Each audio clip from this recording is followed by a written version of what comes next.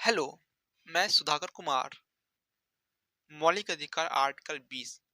Article 20 के एक में भूतलक्षी विधि से संरक्षण है। भारत में जो भी कानून बनते हैं या भविष्य के लिए बनते हैं, इसका मतलब ये हुआ कि जो कानून बना है यह कानून पिछले क्राइम पर लागू नहीं हो सकते हैं। तो पिछले क्राइम पर कौन सा कानून लागू होगा?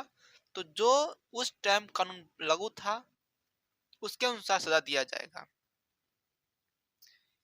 टेक्निकल भाषा में बात करें तो भारत में कानून जो होते हैं वो पर्सपेक्टिव होते हैं, वह रेस्ट्रोस्पेक्टिव नहीं होते हैं। भूतलक्षी प्रभाव उस पर देखने को नहीं मिलता है। इसलिए आर्टिकल 20 के एक का प्रयोग कर करके पिछले क्राइम को पिछले क्राइम पर नए कानून के द्वारा सजा नहीं दिया जाएगा। आर्टिकल 20 के 2 में दोहरे दंड से संरक्षण की बात है। मतलब एक व्यक्ति एक अपराध एक सजा ही मिलेगा। 20 के 3 में स्वयं के विरुद्ध गवाही से संरक्षण है।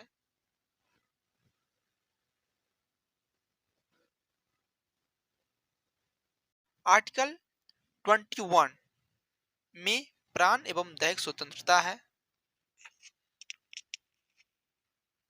लेकिन प्राण एवं दैहिक स्वतंत्रता से वंचित किया जा सकता है विधि द्वारा स्थापित एवं विधि सम्यक प्रक्रिया से। विधि सम्यक प्रक्रिया का मतलब सही प्रक्रिया होनी चाहिए। जो प्रक्रिया है वह सही होनी चाहिए विधि के तहत। यह बात मोनिका गांधी वाद 1978 में आया।